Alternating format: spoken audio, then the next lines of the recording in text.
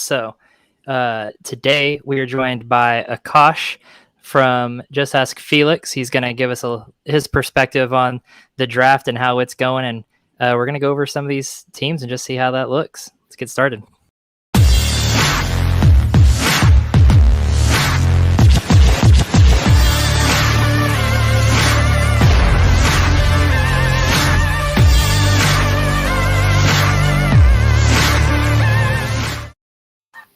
All right, what's up, guys? How's it going, Akash? Thanks for joining us, man. Yeah, happy to be here. What's up, guys? Man, so I guess we met you through this charity draft, and so we've been chatting a lot lately, and you have a little bit different perspective on things, a little bit more analytical. You got some data to back up your stuff, whereas we're just winging it based off of our feelings and what we've heard just kind of through the media and watching some tape during the draft and whatnot, just the highlights they decide to show us. And so, curious to kind of see how you look at these things and talk those thoughts through with you. Yeah, it's gonna be fun. I love the different perspectives. It makes it so much more fun. Oh, absolutely. Yeah. So what's up, Kyle? How's it going, man? I know you're not one to shy away from hot takes on certain players we've had come up during the draft. So I'm sure we'll touch on some of those as we go here too. Yeah, no doubt. Cool. So when did this start? Like last Thursday, Friday? When did this start? Last Thursday morning. Yeah, we've been at it for over a week now, officially. Cool. We've been going for a week, and we're just to mid round 14. Wow. Okay. Still got 8.5 rounds to go. Oh my gosh. Someone else in the draft, you said, like, based on the pace we're going, we're going to be done by May 20th. Oh my gosh, that's horrible. For such a big league, the draft is so long. It's insane. Aren't on teams, like. I know, like, I understand he wanted it to be deep, but come on, like, we're literally going to be drafting high schoolers by the end of this thing. I mean, when you look at, like, we're already in the crap rounds, right, of talent, and we got 8 more to go. We still got 8 more to go. Like, who's going to be there? Oh, Tanner's in here with it. At this pace, at this point, I'm pretty sure these are taking so long per pick because people are actually traveling to go scout these players between picks. I'm pretty sure it's the only reason it could take this long to pick someone that will never touch your fantasy roster. Just ride the pine. So that makes sense. Actually, I like that. Yeah. Well, it's like we were talking about earlier before you hopped on, Akash. It's like the early picks, you kind of understand being a little slow. You don't want to mess those up, but a lot of them were doing, streams, polls, whatever, picking their guys. You expect when it gets down here, it's like, just pick somebody. And it's actually taking longer now. Yesterday was the first day we went where we didn't make a single pick. Yeah. Wow. That makes sense, though, because you got to wade through everything. All these trash players who have their ADP too high just because the ADP is not updated sometimes. And you got to find the people you really like. Get tough. Gotta let Akash get his beauty sleep in, because he's not making picks at 1 a.m. like some of the rest of us. He's being responsible and getting his beauty sleep. What's funny is we tease him about it, but he really only did that the first night. Yeah, it was just because it's the pick. There's been 2 nights, and I had to talk to co-owners and stuff and make sure you didn't miss them. Yeah, the co-owners. There's been 2 nights because technically the second one he promised he was going to make it, but that was I said I'd make it today, and it was past midnight, so I didn't lie. Well, I was confused on where you were located geographically because you had lied. I think I elected Broncos, right? You tricked us, and we won't forget it. It's not like we were going to draft anyone from the Broncos anyways. We're not stupid. So. That's why I chose them. So. Now, Atlanta, that's a different story. I'm always a step ahead, yeah. Yeah, we even went with your geriatric player there. And, he's a good little running back for 1 year maybe. So, until he breaks his hip. But we'll see. Yeah, exactly. I want to give a quick shout out here. Tanner's over here in the chat on YouTube. Yeah. He was actually our very first YouTube subscriber. So yeah, dude. Fun fact. What's up, Tanner? Thanks for following us. Thanks for being a supporter, man. Appreciate that. We got that merch store coming soon, I promise. So I know you've been asking about that. So, cool, guys. Let's hop right in this really quick because I'm curious to get into the meat and potatoes here. I kind of want to go through Akash's team first, Sure. and Oh yeah, I he's a kind of guest, right? yeah. I want to hear like your reasoning behind this. Maybe what your strategy was going in, and if you stuck with that strategy, or if other people's picks threw you off. I'm just kind of curious on how that went for you. Let's kind of walk us through it. Yeah, obviously I can't predict everything. I was hoping like I'd see some guys like Gibson or Swift fall to me, but in the end, Hill fell to me, and the upside in a league in which people are starting like the wide receiver 40-ish, like it's too much to pass up on. And then I didn't expect like Swift to make it back to me because that's the only one of those 3 running backs that went to the turn there that I liked, because I don't like Dobbins because there's lack of upside and Henry's older and that's not the direction I'm going. And so I like Swift. I knew you were going to pick him. And so I was like, when it got to the pick, I was like, well, we could reach on Zeke or Edwards-Helaire or those kind of players, like the tier 3 running backs, because they're lower than for me than the other running backs that had just gone. Or we could go with Mahomes, who is a tier 1 QB, and he's a QB1 in a league in which people are starting players like Derek Carr, who's a QB 16. And they're the upside's too much to pass up as well. And then it's a beautiful stack as well. So Yeah, I actually I love that stack. And what's cool about that is not only is Mahomes a QB1, but he's solidified now on the longest contract ever. And so, I mean, there's so much comfort there on where he's going to be playing at. Like with Hill, who his quarterback's going to be as long as you have him. So there's a lot of comfort there.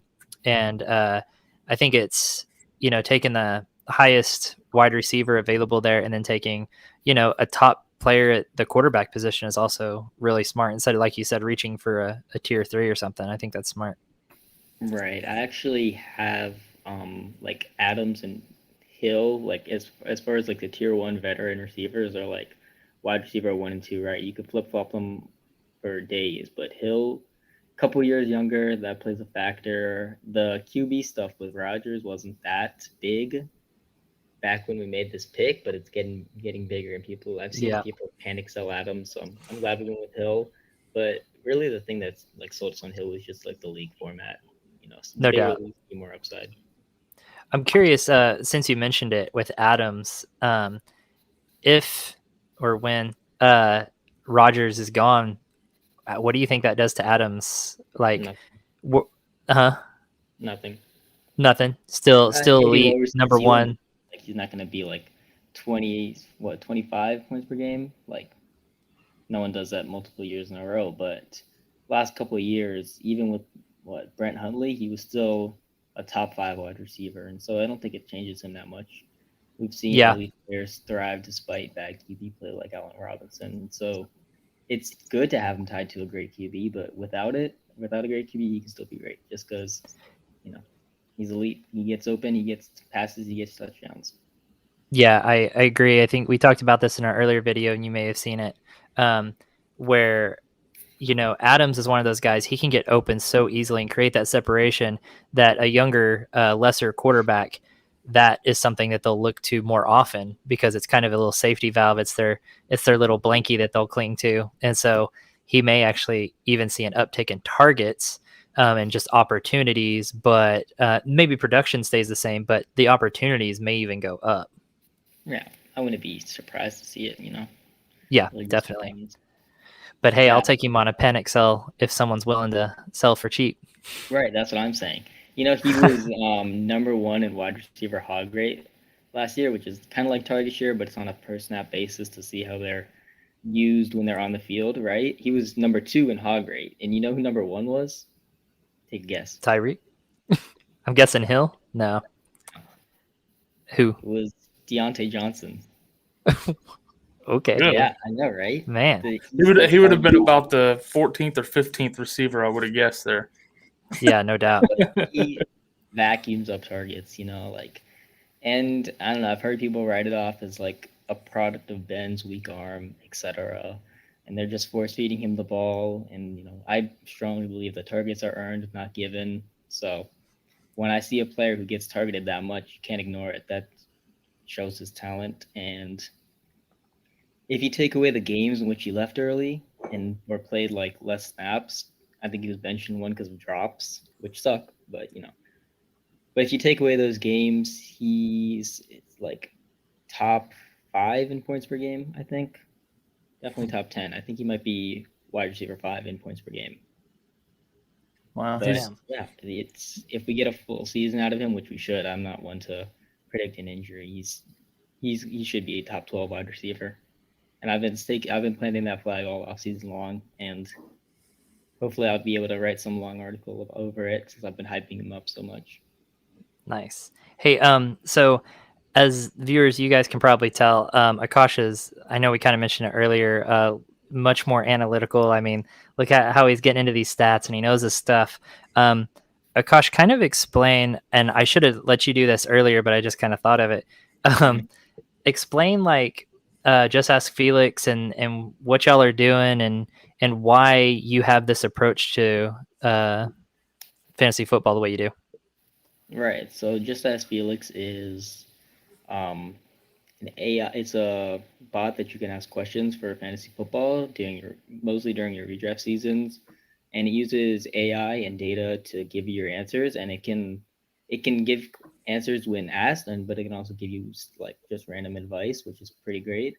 And it uses AI and data driven processes, and it takes in a lot of factors: your team, your league mates, your season schedule, all of that to give you the best advice. And I feel like my analysis lines up with that, and that I'm very data driven in how I do my analysis. But it wasn't a conscious choice to align myself with one of the most analytically driven companies in the fantasy space right now. But I like their content, what they're putting out, and I like the idea. And I've been a huge nerd for most of my life. So when I saw AI and fantasy football, immediately drew my interest. They were looking for writers at the beginning of last season, and I applied and I got a position.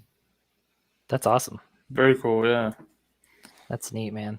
I just realized that I could put your name down there and who you're with, Nice. so that people popping in know who you are. Because we're kind of stars.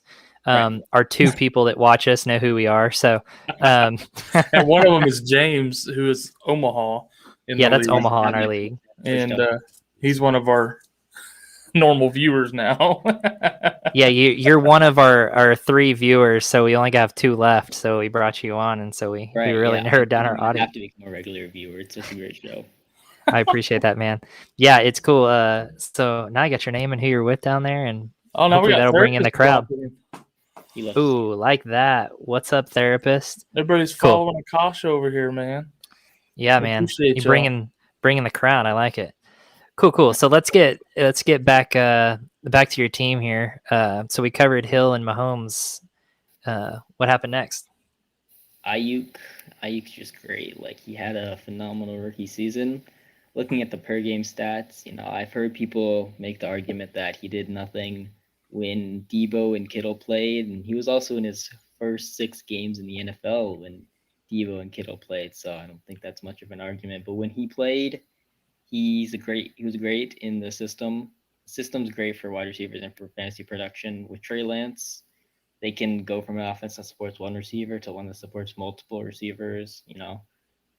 I believe Trey Lance can get up into the top 5 QBs in fantasy in just a couple of years, and like the production's going to follow for Ayuk and Kittle, even Debo Samuel. And so Samuel is not that much of a threat to Ayuk, because when we saw them play together, we saw Debo use more like I don't want to say scat back, but like he was used more around the line of scrimmage, where Ayuk had valuable middle of the field targets that you love to see when deep diving into players. My friend, we've been looking into it for the last couple of days. Like players that get targets deep around the sideline aren't as good, because those targets are harder to catch. So deep middle targets are what you want for players, and Ayuk gets a lot of that.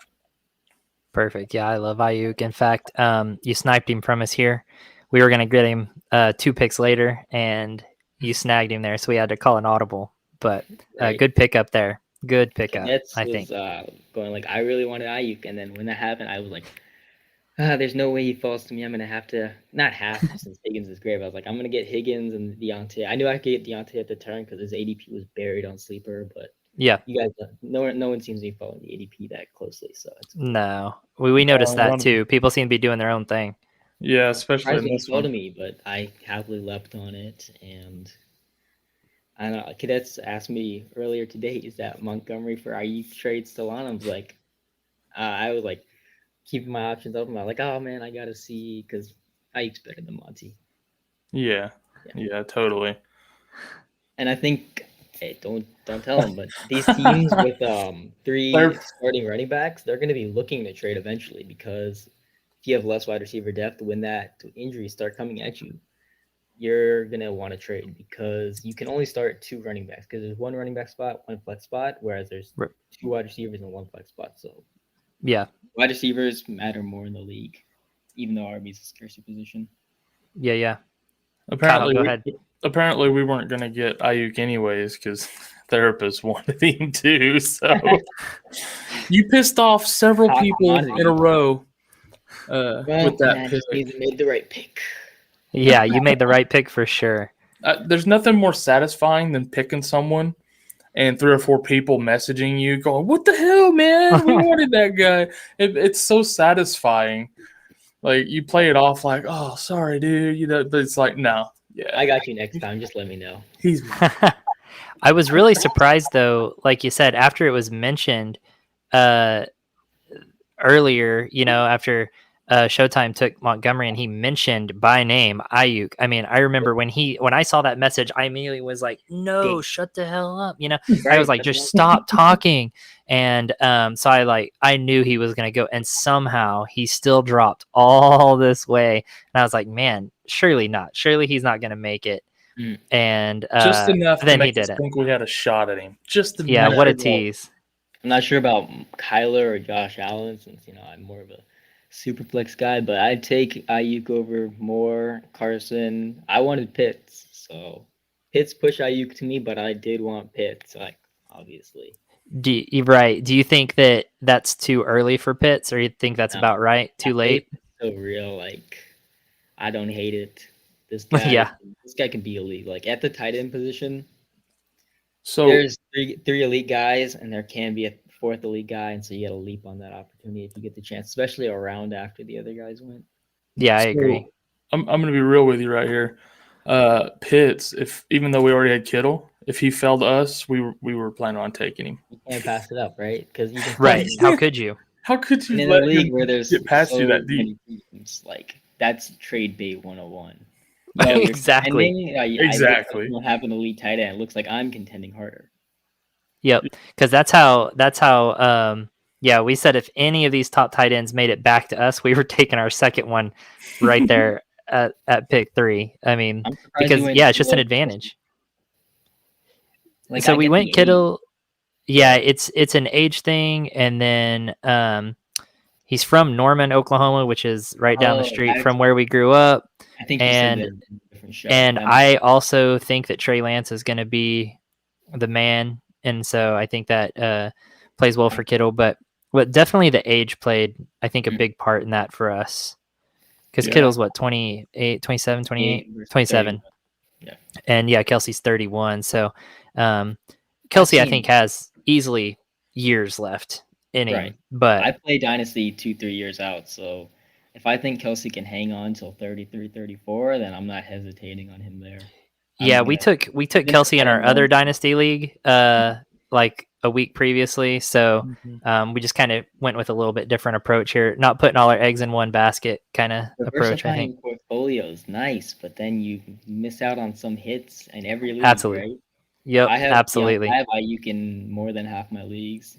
I want to get him in all my leagues, but who knows? Yeah, there's some of those players that you just kind of want in all of them, but if I'm rebuilding and I have 4 firsts and a couple early seconds, I'm not going to trade for IU since that's just like bad asset management. You don't want to in a rebuild. You don't want to condense all your assets into one basket. But Yeah. no, if a trade I really liked came my way, I wouldn't hesitate. Like I had Jefferson. If I could sell Jefferson for Ayuk and then another wide receiver who went Plus. around that range, right? Yeah. Yeah, that's a good deal, I think. Because I don't think they're that far off in production. But the perceived value is way different.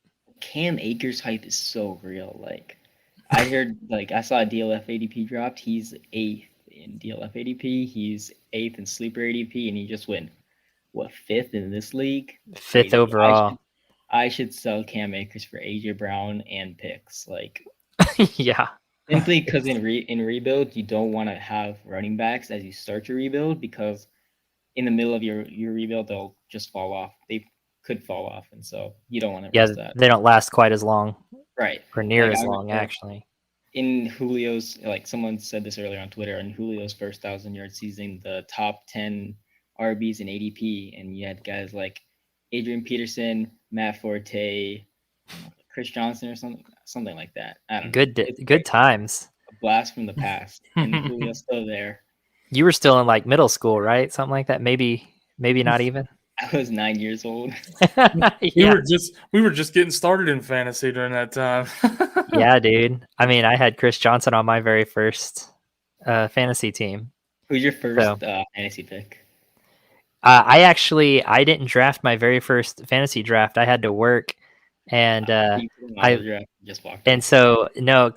in the league drafted for me. Kyle, who was my number 1 overall pick? We just went over this like a couple weeks ago.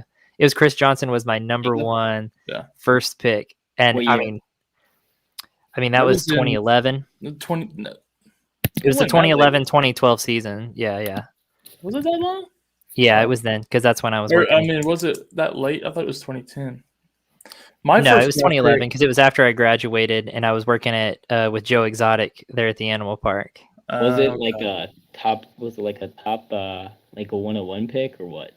No, it was like 6 or 7. Yeah, there's no way it was 2010 then. Yeah, it was like 6 or 7. It was right on the back end of his hype. Right. I think Arian Foster was like a top 2 pick the year. Right. He was another guy that ADP when Julio had his first 1,000-yard season. I remember my very first league I was in was my work league, and the first year I was ever in it, like the guy asked me like the day before the draft if I wanted to play, and I was like, yeah, okay, sure. I've never done it. And I picked Larry Fitzgerald 3rd overall. It was the year I think it was 2008 or something, like the year after they won the Super Bowl. So he was one of the only guys I really knew because I wasn't deep diving in the NFL yet. So I took Larry Fitzgerald and a whole bunch of Dallas Cowboys, and I did not do well. Oh my! Okay, my first pick was Dalvin Cook in 2018. I think that was the ACL year, but I drafted McCaffrey in the 3rd round, and he finished as the second RB. And I traded Cook mid-season for Saquon Barkley in his RB1 year, and I traded for Zeke after week 2 in his RB3 year. So, my gosh! And then I lost. Beginner's luck there, man. You remember George Kittle's game where he set the record for tight end yards? Yes. Mm-hmm. Yeah, I lost that game. Wow, that's so why bad. I hate week 17 because Zeke and McCaffrey sat, and like every year I tell those league mates like week 17 sucks, and my commissioner's like, no. Yeah, playing that last week it's stupid. It makes no sense to do. Whole season with McCaffrey, Saquon, and Zeke, and then you have to start Cameron Artis-Payne in your finals. Right. It's trash. I think that's a horrible way to run things. Yeah, and so I don't know. These guys are my friends, kinda, but like if they keep doing that, I'm gonna have to just leave. Right. Yeah, that's not real. What's Tanner say over here, Kyle? You think you guys are old? Cedric Benson was my number 1 pick about 12 years ago. Yeah, the Larry Fitzgerald one was about 11 or 12 years ago. So I feel you on that. Benson. I know this guy on Twitter who's been playing fantasy for over 40 years, so I think he has us all. Oh, yeah. I know people, our family league. There's a rotisserie. Not the rotisserie, yeah. Rotisserie. Yeah, that's where roto comes from. It's the rotisserie. Yeah, I know. It's just funny when you say it out loud like that.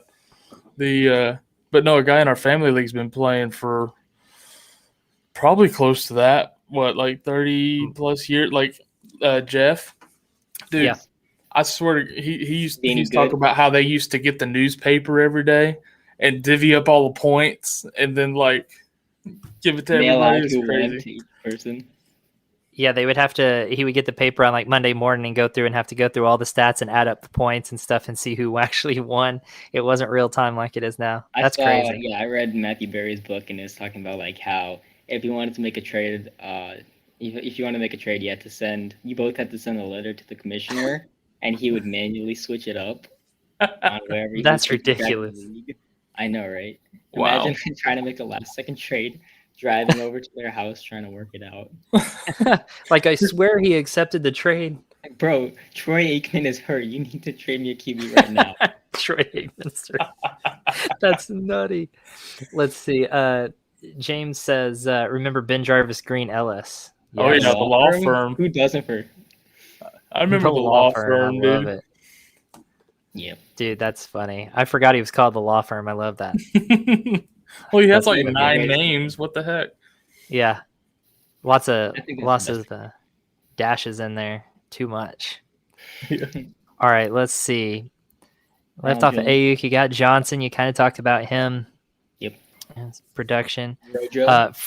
First running back for you right there. You don't love it, but you gotta take one, right?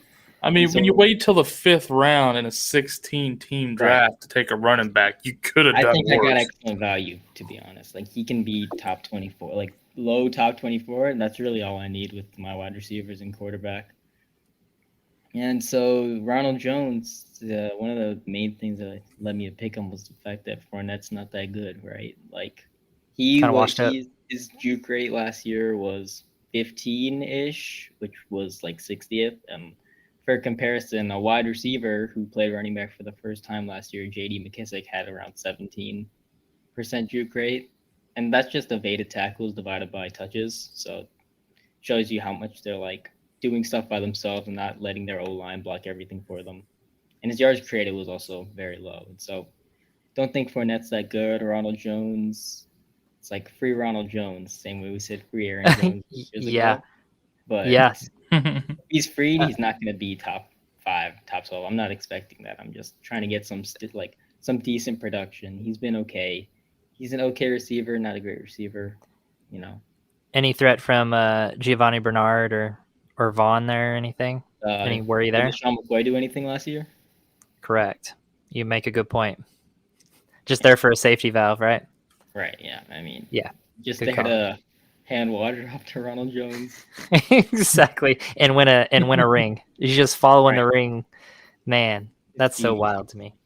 Let's see. Yeah, I was like, I spent 8 years of my life in Cincinnati. I deserve this. Exactly. He's earned it at this point.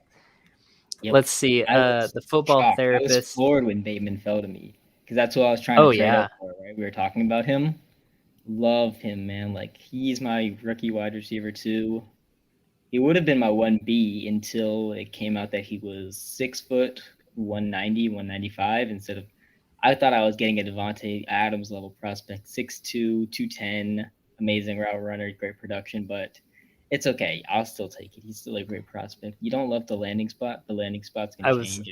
I was just about to ask that if quarterback play or even just offensive style, run first scheme, if that makes you less excited about it. It obviously helped him fall, and then I just adopt the mentality of like, take the talent and wait for it to pan out or hope it pans out. And so quarterback play, Lamar he's not a bad passer. He's just a low volume passer. He's average when it comes to most of the most sticky QB stats, like completion percentage over expected or EPA per play. He's like 16th in the league, which is fine. There's nothing bad about that. He's just average. And so landing spot, I don't like it. It could change, but I don't see it changing much. But also the fact that personnel dictates usage, and so you're not going to throw a ton when your wide receivers are Marquise Brown and Devin Duvernay, Miles Boykin, Mark Andrews like as your tight end. You're not going to throw much. Obviously, I don't see them going up to 500, even 550 like pass attempts. It's just maybe they can throw more because they were like bottom of the league, 25 attempts per game. 2019 season, they were more around like 30-ish. And I think they can get up to 30-ish, and that's fine. Bateman can do fine with that. He'll obviously be a rookie. I don't expect any year one production, which is why I'm glad I already have 3 good wide receivers, flex options. But yeah, you can afford to reach there a little bit. I say reach very loosely. I don't know that it would be a reach, but you can afford to take that risk, I guess, is more the word I'm looking for, because you already had Hill, Ayuk, and Johnson. I mean, who went before him? I'd take him over Amon-Ra, AJ, Edmund, Thielen, Mike Davis, Sermon, Ronald Jones, Vishka maybe, Gaskin probably, Judy easily, and then that Waddle easily and Smith easily. Yeah. And so you just kind of felt it. You got a good in your perspective. You got really good. And obviously situation's not great. That just helped him fall to me, and just wait and see, I guess. Yeah. If he fails, I can just blame it on the landing spot. I don't have to admit I analyzed him poorly or anything. Well, you acknowledged there was risk there and that it was a bad landing spot, so we'll give you that. We'll give you that. 6 times. It'd be what? That's 6 times 6. All right, 6 times 16, 96. 100th overall. Rough calculation. Let's go, nerd. Right? And so, you love to see it, basically. Cool. Let's catch up on some chat over here real quick. Football Therapist said, my first year playing was 2007, was in the championship and lost by a point because my kicker missed a field goal. Was heartbroken. Don't play with kickers. I hope you don't play with kickers anymore, Therapist. Wow. Sounds heartbreaking. I won my championship last year with my kicker on Monday Night Football. I lost mine with a kicker on Monday Night Football. It was delightful. I was playing Kamara against Kamara in my championship, and I fell way behind really early and come back and won it on Monday Night Football with my kicker, and it was just so satisfying. I had 3 comebacks in 3 playoff games last year, and 2 of them were like 99% chance to lose per sleeper, and then like crazy comeback from Kareem Hunt on one of them, and then another one like Gallman, Ebron, Rashard Higgins all combined for like 5 points, and I won that one. The second one, it was just Jeff Wilson Jr. and Brandon Cooks going crazy, and I won that one pretty handily. But that's crazy that those are the names playing in the championship right there is right. And so you know why I was starting them, right? Guess who my first round pick was? I drafted McCaffrey first overall and still won the championship. You love to see it, right? That's nice. Very lucky. I know, right? You just or skilled, depending on how you played it, I guess. I think the winning move for the league was picking up Jeff Wilson Jr. That was partly skill, but partly saw his name. Things you never thought you'd say. Someone pointed out that he could be a good ad, and I was like, yeah, okay. And this was like 2 weeks before he made it into everyone's like best at waiver wire ads of the week. Like, oh, Mostert just got hurt. You should go add this guy. And then like I had already added him 2 weeks before, so I was sitting pretty. That's pretty nice. Yeah, that's good looking ahead there. All right, that's let's crazy. See I like to think I'm a bit of a connoisseur when it comes to waivers, but the internet is my worst enemy now because everybody, like the laziest fantasy players, can just open a browser and find 18 articles on potential pickups that would help them every week. I'm just like, whoops, that's my bad, guys. That's all me. I wrote all 18 of those. I'm sorry. I'm like, I picked this guy up. I've been looking at this guy for 3 weeks now. They're telling everybody to go grab him. I'm like, no, stop. That's why redraft is like so much more luck than Dynasty, because Dynasty you have 15 deep benches, 20 deep benches, and that rewards you like doing your homework, really researching your sleepers, right? You love that. Absolutely, definitely, and being patient. To take away the wins that your like uncle who plays fantasy a couple times, anything to take those away and give them to myself, I'll take that. Yeah. Can you tell I lost my home league to my uncle? Yeah, you can tell. A little bitter there, a little salty. He had Kelsey. It wasn't fair. That's what won me too in a couple Yeah. leagues. 20 Okay, points so per game. There's no competing with that. no, not at all. So Tanner says, Akash, take the analytics out of the game. How does that change your picks? What do you mean by Like, that? does it? Wow. Yeah, What? that's a tough question. I'm guessing like If you're going off gut feeling, I guess, instead of Yeah, doing I all have great these. gut feelings about all these guys. If I have a good gut feeling about them and the analytics looks good, like I'm gonna like them a lot, and they're gonna be my guys. But also, if they have good analytics, I'm gonna have a good gut feeling about them. were Like, there any picks throughout your draft where you were looking at someone else, but then after looking at statistics or some of those statistics and numbers and stuff, you went, it's actually better to take this guy, so I'm taking this guy instead.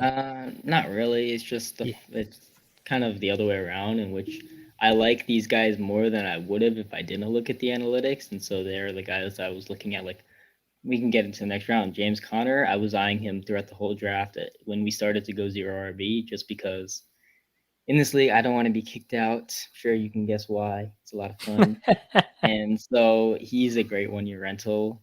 Kenyon Drake had, I think, like around like middle of the pack for RB2 in terms of opportunity share at like 60-70%. And Connor's a better running back, right? Like, Kenyon Drake was god awful last year. I don't have any hesitation saying that. He's been a one cut runner his whole career. Like, if you're just looking at film, which I don't do much, but it's easy to see just on analytics. He makes one move, and if he can get a breakaway run, he will. And if he doesn't, he's gonna fall down. And so Connor steps into the role that Kenyon Drake had, but he's better and he should get more of an opportunity share.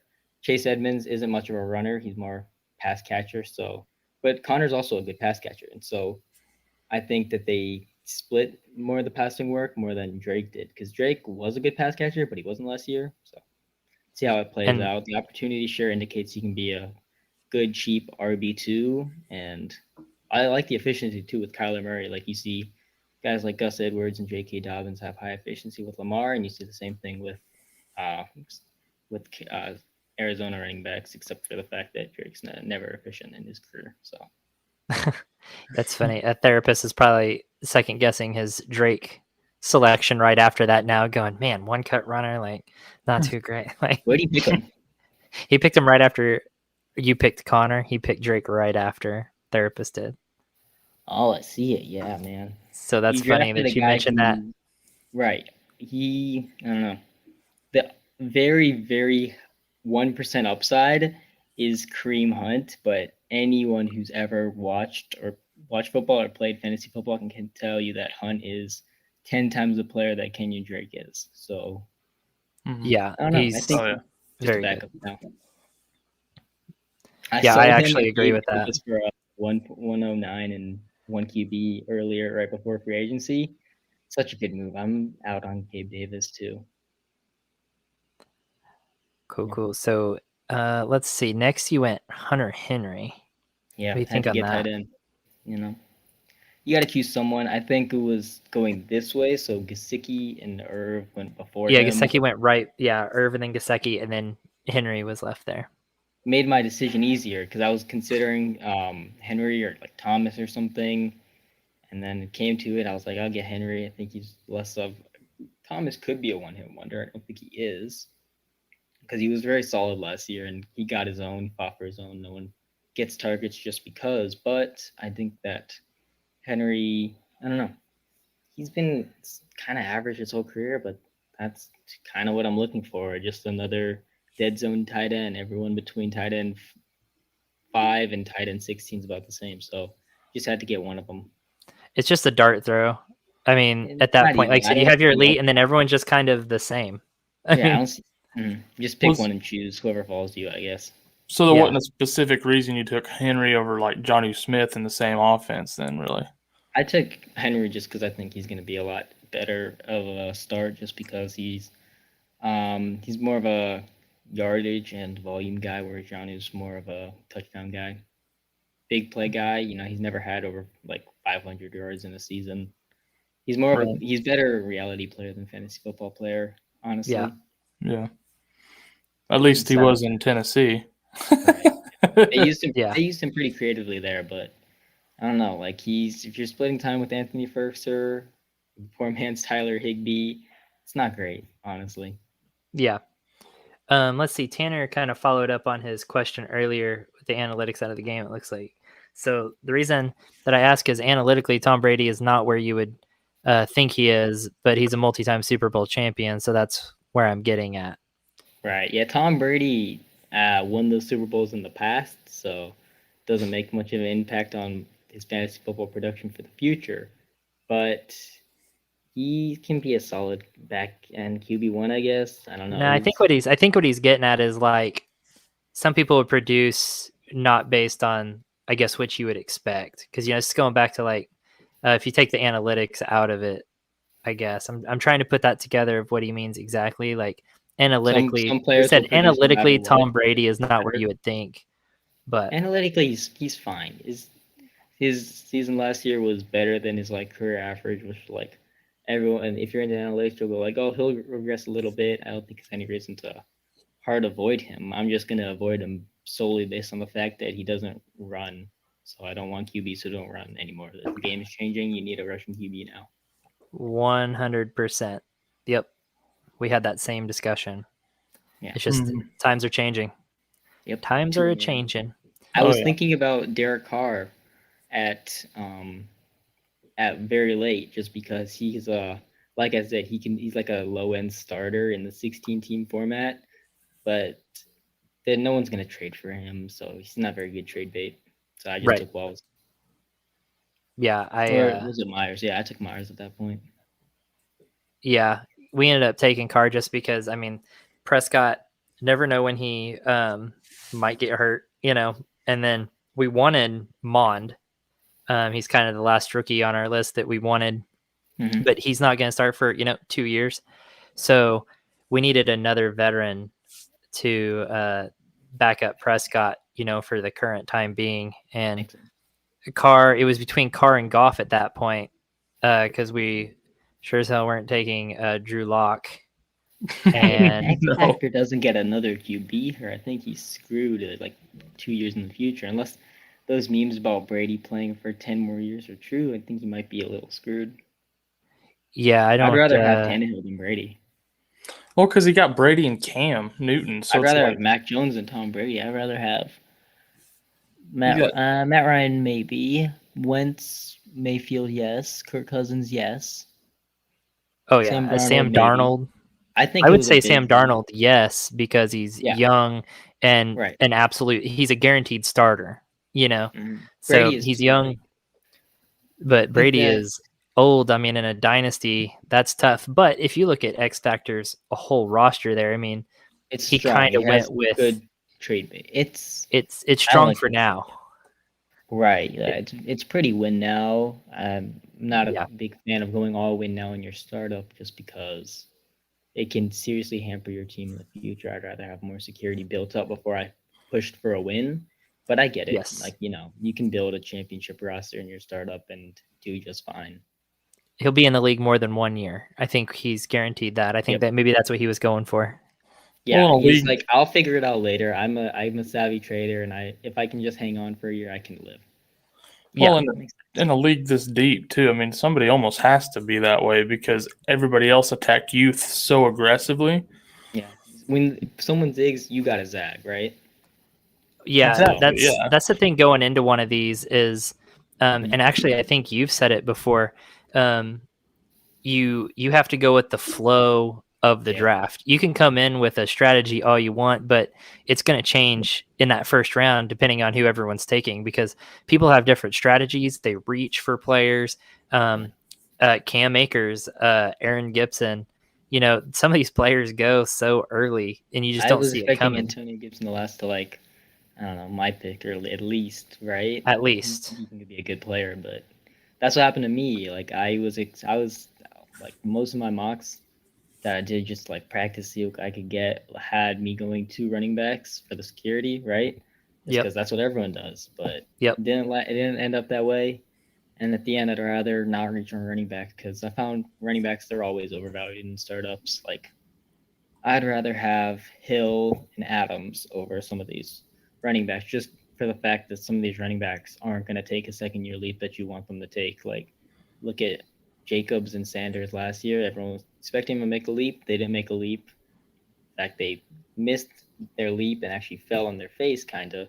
But, Yeah, people I agree reach with on you running there. backs a lot just because of the fact that they're running backs and they think they can be the next Kamara or Saquon. I don't know, something like Yeah, that. I just didn't expect Gibson or Dobbins even to go before Diggs, Kelsey, Adams, I'm not maybe that surprised on Lamb Diggs or Kelsey, but definitely or those top Henry. 5 wide receivers. I think that bit of a surprise.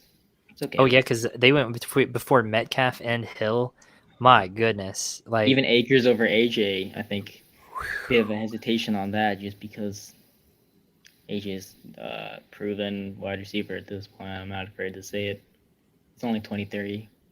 yeah, incredible. Yeah, I And mean, like I Yeah. said, wide receivers last longer, so Yep, absolutely. if, Man, he's a if Swift hadn't have fell to us, we would have been looking at Diggs, Kittle. So we weren't even looking running back until Swift just happened to fall. Really. yeah, I like it. I told It you was just that you were 'cause- getting Swift too. I was like, you're welcome. Yeah, Okay. when you're like, oh, I know I his guess I plan. could tell you it's the latest rounds. No one has these players ranked. I looked at therapist rankings to see who he liked more between Dobbins, Henry, and Swift, and all those kind of things. And like he liked Dobbins more, and so I told you guys, I know you're gonna get Swift, and then you did. Yeah, You're welcome. that's funny. I didn't know how you knew it exactly, but I was like, how does he know these things? That's some deep research. I like that. You're Yeah. just Because at the that's turn, why there's he's only actually 3 guys between me, so I can easily figure out if these guys are gonna come back to me. Pretty useful. so Kyle. That's why he actually watches our channel. He doesn't like our content. He's just he needs our content. That's actually what I came to the channel for, but I stayed for the grade. He was analyzing. Obviously Kyle's looks, right? All the Right. Yeah, we got brain and beauty over here. So Kyle's obviously the I think beauty. that Todd Gurley was on purpose. I feel like that was an auto pick. No, it said auto pick. Yeah, it says that even if you queue them, but I feel like that's definitely not on purpose. He's just drafted a running back that's not on a team. Yeah, Not yet. I feel like that was accidental for He sure. could end up That's being a tough. backup somewhere. I bet. He might get signed, but I don't know. Normally, mean, you not tend to worth stay one. away from running backs with arthritis, but who knows? Yeah. Yeah. 26, man, it's so tough. He's gonna I was go be a watching water boy highlights. somewhere. I was watching highlights from like 2018. It's like 3 years ago, and he's falling off so fast. It's so sad. That sucks. Yeah, it is really sad. Yeah, these picks lasting so long down here, for what end up being anticlimactic picks. I mean, we waited 36 hours to draft Derek Carr and Right? Yeah. Kellen You're- Mond. you're- Studs, right? It was just like, what the heck? Like, we waited 36 hours for that. Yeah. Very anticlimactic. Now I know what my wife feels like. Like, it's just, my goodness. I told him. I said, you think that was bad? Try waiting another 24 to see what we get next, because there's like gonna be Jonathan nothing Adams left. Jr., who knows, man? At God. 24 would be moving at a good pace at this point. My goodness. My next Dude, graphic on Instagram is going to be a giant snail wearing a football helmet. Kind of happy though, because I have my final AP exam tomorrow. I wasn't trying to Oh, that auto works. during it. I was like, Yeah, this whole that works time, out then. I've had 5 AP exams, but like, I do not want to auto during my AP exam just because I can't look at my phone for 8 hours.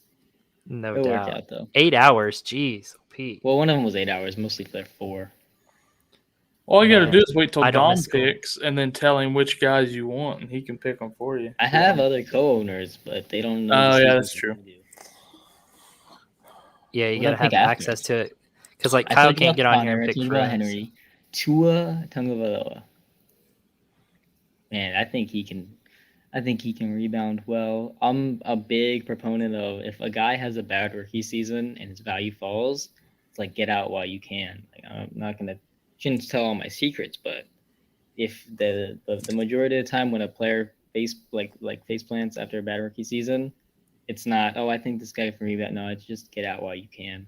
But Tua, he's on the edge of that, but I also think that he's not being given a fair shake, and he's a great prospect still, and he was hurt last year. So Well, and he was just kind of thrown in. like it was a surprise to everybody. I'm sure it was even a surprise to him. Of, oh, Yeah, hey, by because the way, I I don't think he know the was fully starter's healed. doing great, but we're just gonna throw you in here after the bye week, and everyone's like, Because he okay, wasn't. Yeah, he wasn't like he was still hurt. His hip wasn't 100% most likely, yeah, but that was not a good move Well, on their I part. don't. One thing is, I Fitzpatrick was don't playing like out the of his weapons mind. that they gave him. I'd rather have not Jalen Waddle as your 6th overall pick.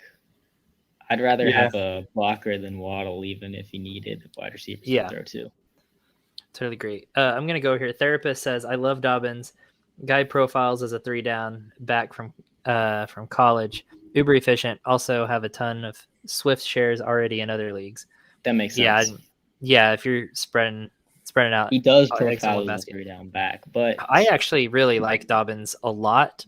for running Just backs, not. it's more like that. coaches. Coaches play a big role in running backs than they do for wide receivers, tight ends, etc. Yep. Just because everyone has their own way of using running backs, so philosophies play more into it, I guess. And I couldn't give you the reasoning. I could just tell you what happens, right? I can't tell you what the coaches are thinking. But Well, for I don't me, it think has Gus more goes to away do. anytime soon. Lamar's still there, steals touchdowns. Yeah, They don't pass the running backs at all much. So the upside isn't there. If he's gonna be more of a 200 carry guy than a 275, 250. If he gets up to 250 and keeps the 6.0 yards per carry isn't sustainable at all. So he'll regress. I still think he can stay over 5. And if he goes to 250 touchback, he can be like the top 8 guy that people want to see. So I think it's just a matter of what do you think they'll do with the coaching? Same thing as Bateman, honestly. Like, is the coaching going to change? Probably not. Is the usage going to change?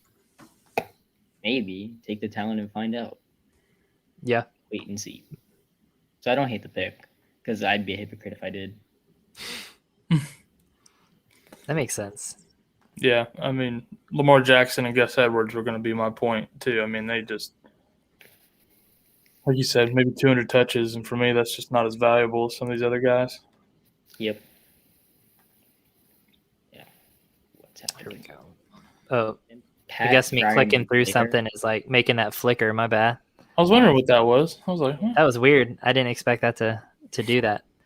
Frymouth. I basically picked Frymouth because of something you guys said earlier, in that there's a bunch of bad running backs and wide receivers available, but the tight ends available can still be like decent flex play guys, and they're like, that's a good point. That's a good point. So I don't know, man. Nobody likes to think of tight ends as flex guys, but when there's no running backs or receivers left, why not? And also for bye weeks, it's more likely you start him on a bye. So Frymouth, he's not going to do much round 1. So if Henry misses significant time, we're just going to have to trade for someone. But I think he can definitely be a guy down the stretch. I've been a big proponent of try to ignore second round tight ends more, just because I can't predict them. I've looked into all of them, the ones that have hit, the ones who haven't hit, the ones who have hit big, like Zach Ertz and stuff. I just can't find anything that gives me good signal, except for college production, which doesn't give that much signal. It doesn't increase our hit rates that much. Hit rates around 43%, whereas round 1 tight ends, it's like 90-ish. That's just because the bar is so low to finish as a tight end 1. After that, it's 10% for round 3 and on. So round 2 is it's so confusing. I haven't found much, but he's definitely talented. I talked to one of my friends who does film a lot. He was like, yeah, Pat Frymouth is pretty good. So I was like, okay, sounds good. I'll take him. Wasn't Mark Andrews Mark Andrews was like around, he was 3. late 3? Yeah. Because he was picking the same year as Hayden Hurst. And then Hayden Hurst fell on his face and Mark Andrews became the tight end 1. Because I remember, Kyle, I think we were up in Kansas City when that happened or something. We were like in the parking lot of like a liquor store or something when I saw that pop up on my phone or something. Like I remember when Mark Andrews was drafted. Like, is that where if you had to guess how old Hayden Hurst was, how old would you say? No cheating. How old would you say? He was drafted in 2018. How old was he? Who, Mark Andrews? No, Hayden Hurst. 26?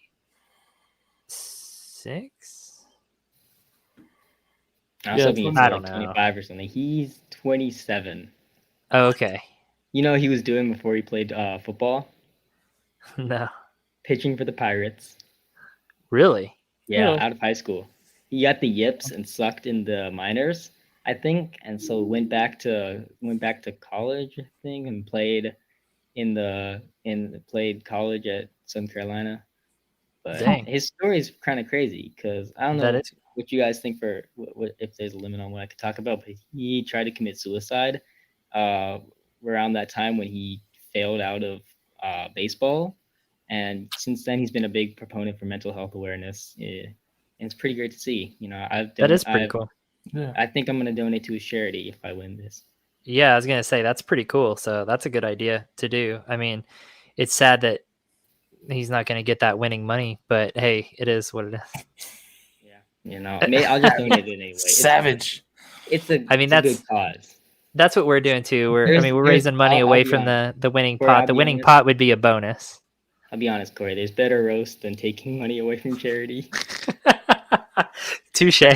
Boy, I'm a jerk. Okay, cool. That's what we do. We're jerks. Man, That's That's fun. Yeah, they're fine. Yeah, some deep dive analysis on David Johnson and Tariq Cohen here. Why I picked them as some depth running backs. Because there was dive nothing left. Yeah, they catch passes. That's about it. You didn't want Jeff? Jeff Wilson here? No, I don't. Just because Thought he was your boy. I'm just he is kidding. my boy, but draft capital wins, and Sermon has more draft capital. Basically, Absolutely. That's Smitty's ride or die you're talking about there, Corey. Right. The Niners running back number 4 that he's got? Yeah. 3. Yeah. Gallman 3. was number 4. one of these Wilson guys was has 3. to have a top 20 week eventually, right? No. Exactly. I don't know. I could argue with Smitty for hours about Michael Carter and Trey Sermon, and there's plenty of guys after them that I'd say, yeah, I definitely would rather have Carter. I'm like, really? Some of these guys like Woods, Ishka, I don't know. Just looking at the guys right in the middle of my screen, I could see multiple guys I'd rather have over Carter and Sermon. I don't know. Okay. I don't see any running backs. Hunt, Sanders, Jacobs, Gaskin. That's it. That's the only ones that really went. I don't know. Ronald Jones, maybe. No. Running backs. I are don't think always- Ronald Jones for me, but Yeah, it's just a matter. the of other ones preference. I could see. I guess Maybe. Gaskin, him and Sanders I don't trust enough. Hunt, Really? I could trust see him. that. Something I don't think their interesting? coaches trust them, so I think that makes me not trust them. Yeah. Hunt or That's- Hunt, Carter, Sermon are all kind of together. And then I would have taken, Gaskin, Jacobs, and Sanders all after those guys. Really? They have Yeah. locked in roles just because they were drafted to. They're locked in crap roles.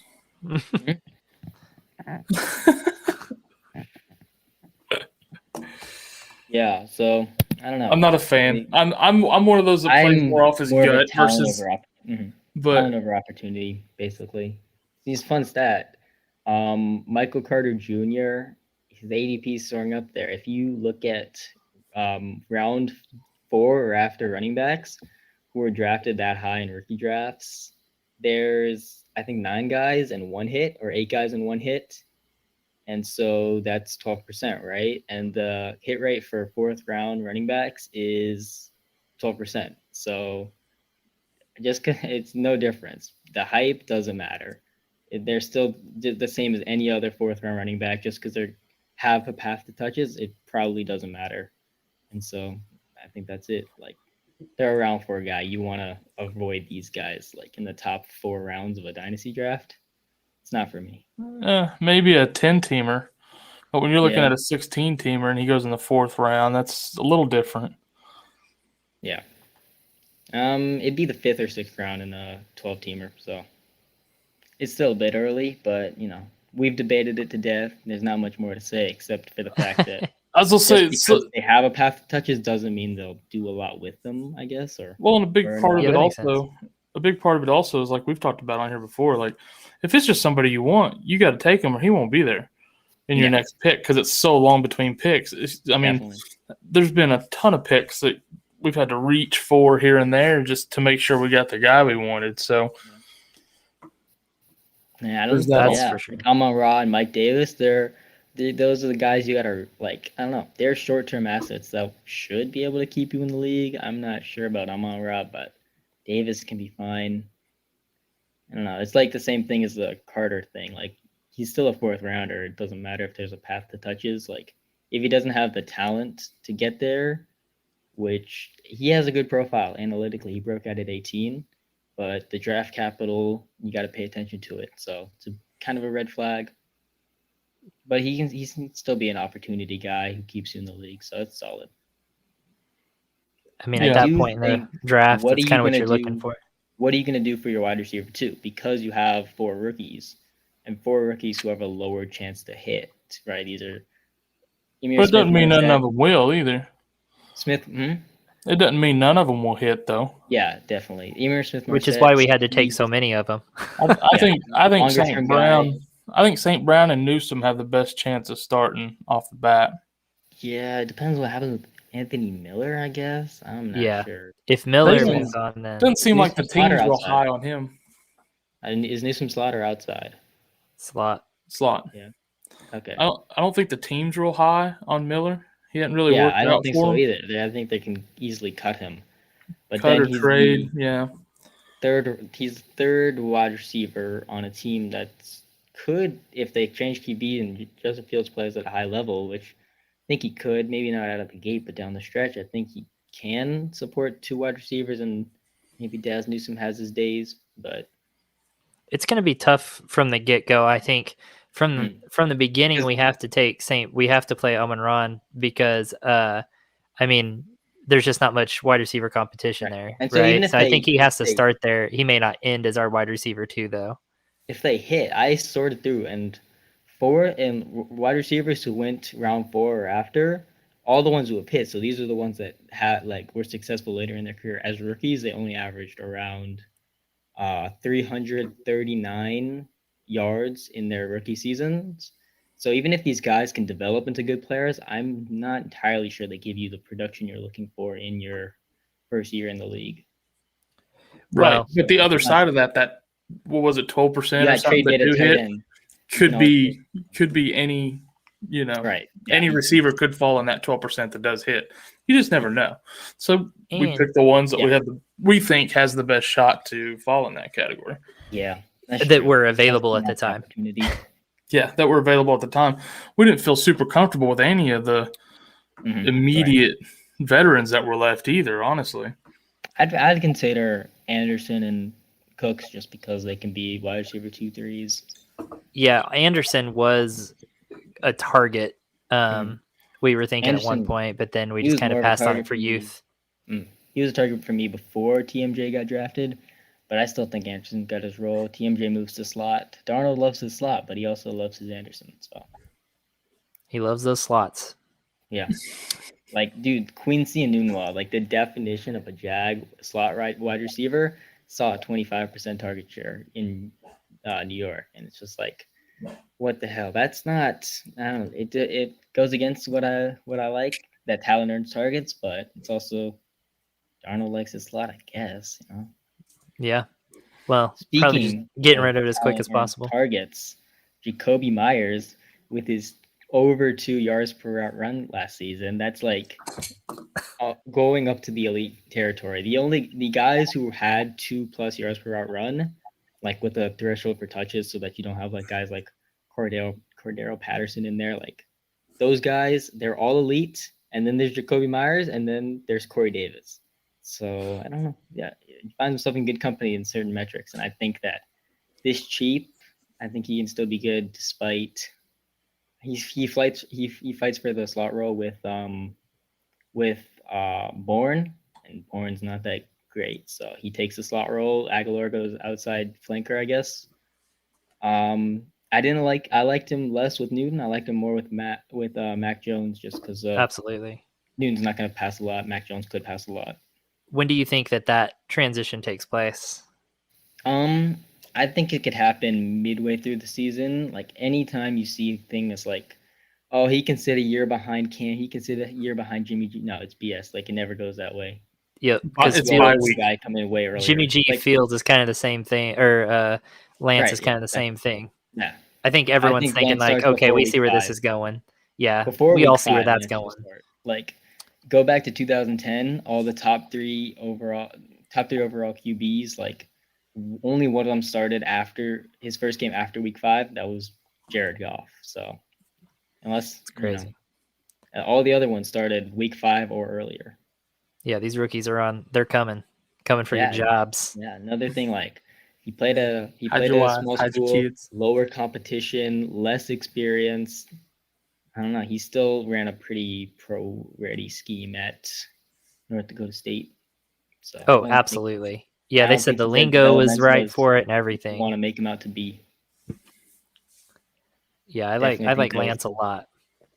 Lance a lot. Lance a lot. Yeah, we all heard that. All 3 viewers heard that. Me and Kyle heard it. The two other. Hopefully, I got the two couple knee nerds. slaps. The 2 nerds on stream heard it, laughed. Got a couple knee slaps out of that one. We're putting a show on for these guys. You You guys are a welcome. Sub, like it, spam comments, go over to Instagram and follow. Link in bio has a donate button. Corey, all that hit stuff. him with merch store. Hit him with the Jason. merch. Oh, Go visit. Oh, go yeah. to their profile. Click on their profile. Exit. Click on it again. It'll drive the algorithm crazy. They'll get pushed out so much more. guys, we love you. We're proud of you. Thanks for participating. It's Jason great. Garrett loves you. Real great job, guys. Really proud of you. Keep it going. We just added that today, so we're pretty proud of it. Yeah, I think you guys should use it more often, honestly. Yeah, I'm Every making. time if you There will be see a really more, bad too. pick in the draft, you should put that up sarcastically. I have about yeah. 25 of these. I have 25 of these to upload of different players or coaches doing different things. So we're about to bring the fun to our streams for sure. Now, I gotta ask, can you do it all at once, every single one of them on screen at the same time? I would have to make it like one with all of them on screen at one. But Okay. you're right. I should do that to where it's like bam, bam, bam, and then all 3. Like we're Right, all yeah. proud of you. Yeah, man, just swarm the whole screen with claps. Love That'd be a great idea. But yeah, you just have to. Each one of those is a different graphic, so they're a different overlay. But Gotcha. yeah, it's going to be fun. I'm excited to keep making those because it's going to be really funny. We can. Oh man, I tell you what, we're stepping up our game. We're 2 months in now, so learned a lot. We're really stepping it up 2 months in. You love to see it, honestly. I love it. Yep, just getting better. We're taking over, just like Mac Jones.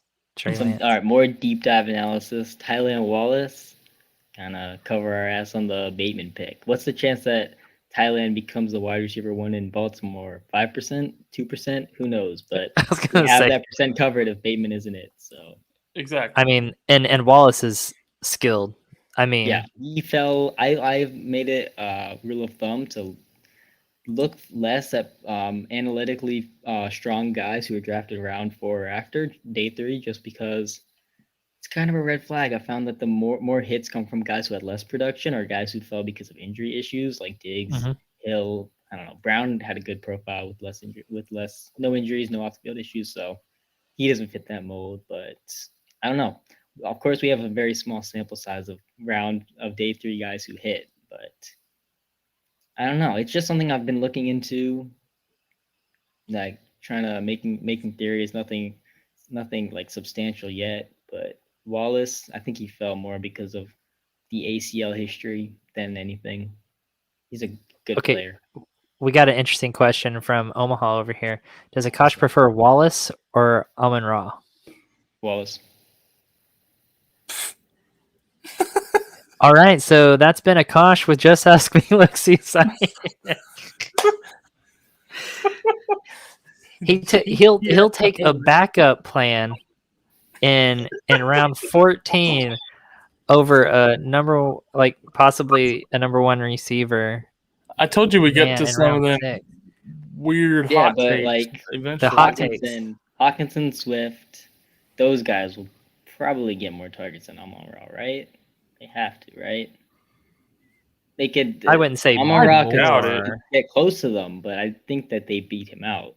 And so I'm not that interested in like a 2nd or 3rd receiver in an offense led by Jared Goff, right?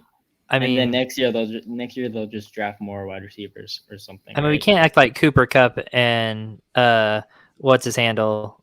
Yeah, weren't Robert Woods. Woods. Yeah, Woods. We can't act like they weren't productive Yeah, not a big behind narrative with guy, Jared so I'm not Goff. gonna go like that's just because of Sean McVay. But I think what we've seen from Jared Goff is pretty indicative that he's not a great quarterback, and that McVay was definitely doing some of the heavy lifting. His Even ADOT's low, crap quarterbacks right? get the ball to Average, receivers some. right? That's It's why just like that they Michael can Thomas is support still going less. to do good. Like Yeah, they just support less fantasy relevant assets. That's why if Taysom starts, Michael Thomas should be fine. You're not going to see the Troutman breakout you want to see. You're not going to see, I don't know, Traquan Smith do what you want to see. Kamara will still get his, hopefully, Maybe. but should. They're hoping for should. Jameis Winston. Kamara owners are. I'm hoping for Jameis Winston. I've stashed him, and I also just for fantasy purposes, I don't want to have to fade Alvin Kamara because of a QB. I'll tell you what, if people start fading Kamara because of his quarterback, I'll take him every day of the week. 100%. And twice on Sundays. If people start fading a good player, I haven't heard someone say that in so long. Every day of the week, twice on Sundays. Yeah, it's great, isn't it? It's fitting. I didn't know if you were old enough for that. Oh, I don't. I probably heard it and picked it up like on accident because I just started saying it a couple weeks ago. Yeah, weird. But yeah, like if you see a good player being fitted for BS reasons, you gotta leap on that because good players they'll win out. I remember last year I was too dumb to realize this, but some people were fading Hopkins because there was only 160 vacated targets available in Arizona, and he had 150 targets like in this last season. So it's like, oh, he's not going to be able to get all of these. Drake should get some, like like the other guys, they'll get some. Hopkins isn't getting all of these, so you should probably fade him.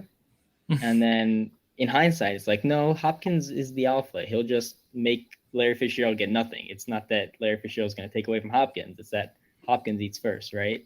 Right. And also, vacated targets are BS. Oh, yeah. I don't ever look at that. I used to look at it. I thought there was some correlation. There isn't any correlation. Hey, we'll see you, Omaha. Thanks for stopping by, buddy. See Omaha. And so if you see a guy, nice. So if you see a guy who steps into a situation with a lot of vacated targets, like you see a guy like Kenny Galladay, Marvin Jones Jr. leave, if you like Amendola leave. Yeah, what if all targets are available and you step into that though? Right, then the offense just gets worse. You're not going to see anyone. You're not going to see someone rise to the challenge because of vacated targets. You might see someone command some of those targets. You're not going to see anyone rise to the level that the previous guys were. What do you think Hawkinson? Do you think Hawkinson will be as high as people are touting him, or do you think it's a lot of hype there too? It's too much hype for the price. Because like, do you think 416 there was too high? Do you think that he can separate himself in any significant way from the Gesicki's, Hunter Henrys, I don't know, Jonnu's, Irv Smiths of the world? No, personally, no. No, I think he was drafted that high based on last year, and he doesn't have Stafford throwing to him anymore. Yeah, well, I think he was drafted that high out of necessity as well. When you have Kittle, Kelsey, Waller, Pitts, and Andrews already off the board, I mean, yeah, kind of. But honestly, I would have preferred Godare maybe, or Fant's not a bad. I'd rather have Fant a round later or Goddard 2 rounds later. Goddard is to me, I think he's up there. Don't think Gesicki's that good. But he's still and they just Miami just drafted another tight end that was Hunter Long's more of a blocker, but yeah, I get it. Like you can always see blockers like Kittle turn into good producers. Like also, I think the strategy should change for Dynasty because you'll see like average players who get points like Gesicki, he'll fade out eventually. Whereas Hawkinson, he's solid, he's good for reality and for fantasy, and so you'll see him stay in his role for 5, 6, 7 years, and so it's more stable. It just, I don't think he ever reaches the elite upside that you drafted him for, maybe in the 4th round, and so makes it a bit of a reach. Yeah, I guess he's 23. For some reason, in my mind, he's like 24, 25. But that's not that big of a difference. Just a tight end. I mean, that's true on tight end. I mean, you see Kelsey producing at 31, like he's 23 almost. Dang.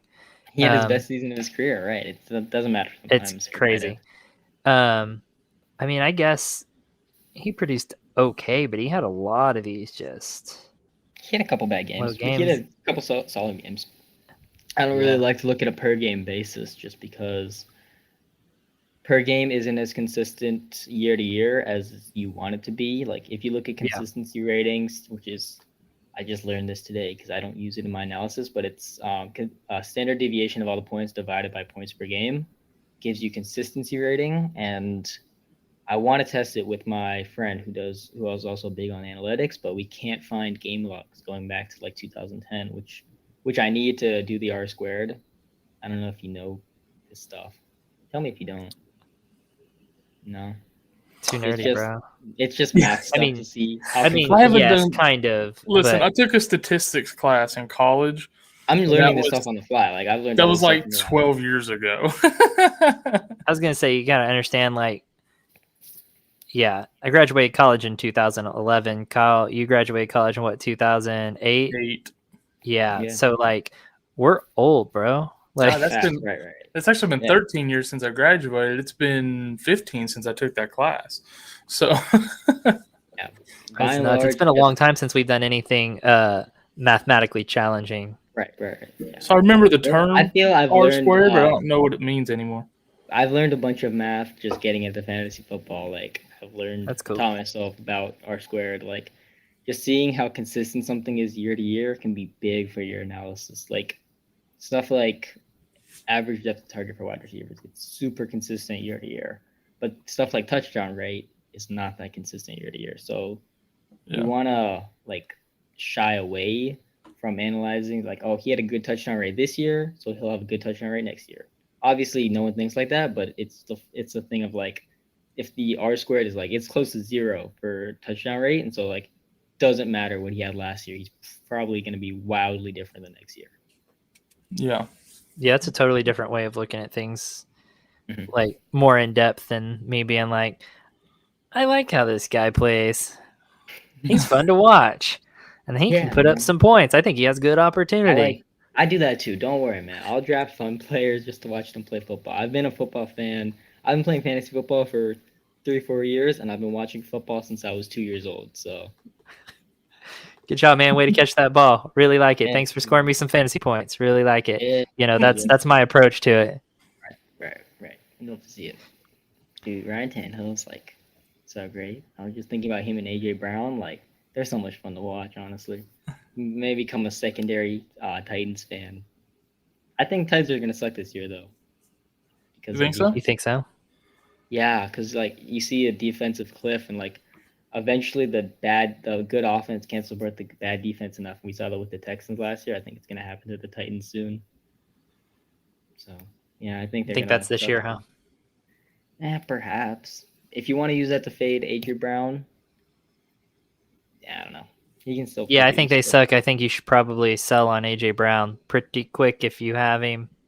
Sell. Brown shares, man. It's the saddest thing. I don't have any AJ shares.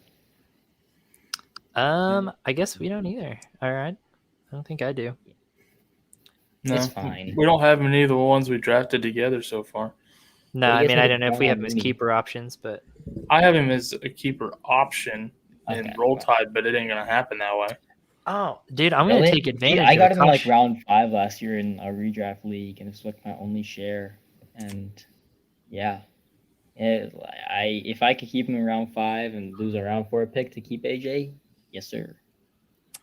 We have a keeper league. We don't do the round penalty for whatever guy you keep. You just keep 2, and then we start over the draft every year. All right, that's fair. And imagine thinking you're gonna be able to keep James Robinson, and then it's like no. Yeah. Keep him now, you know. We actually have a guy that was going to keep James Robinson. Now he's going to have to rethink. But yeah. I have no round penalty. It's fine. It's not that big of a deal. Yeah, like we keep 2, and I have Brown as an option, but I also have McCaffrey, Cam Akers, Kittle, Antonio Gibson. Like I don't know. Please tell me you won the championship, right? No, I got 3rd actually. Corey won the championship. Oh no, yeah, makes sense because CMC and Kittle were hurt. Okay. But it was Dynasty. But a whole different story. You'd be stacked. Corey's team was ridiculous, though. How many leagues you in? I was in 5 last year.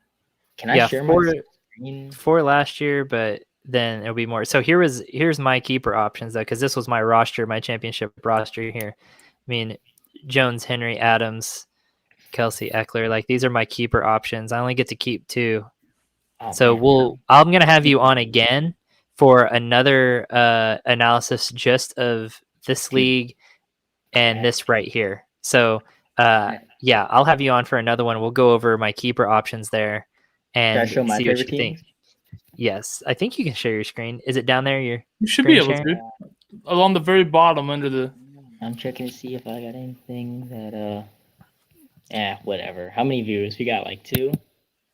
Right now, I think they Can you both see my dropped screen? off. Yeah, no, Really, here? that did not. It should pop up a little window that has you select like what screen you want to share. There you go. That'll do it. You see all these tabs? You see how much of a nerd I am? You see how many spreadsheets I have? Oh my God. Wow. I got 4 tabs open. Yeah, these are just my nerd Dang. stuff. Let's see. This is I can't see myself just sharing my screen, but I looked up. Yeah. Yeah, this is my rebuild and the 32 teamer. I have Hunt, Crowder, nothing. 2 QBs. One of them I gotta sell. I got this guy and this guy. They all suck. It's okay. Like I 32 got teams? I just got this. I picked up this orphan a couple weeks ago. So get this. I traded Mims and OJ Howard for this, which was 115, which I turned into Elijah Moore.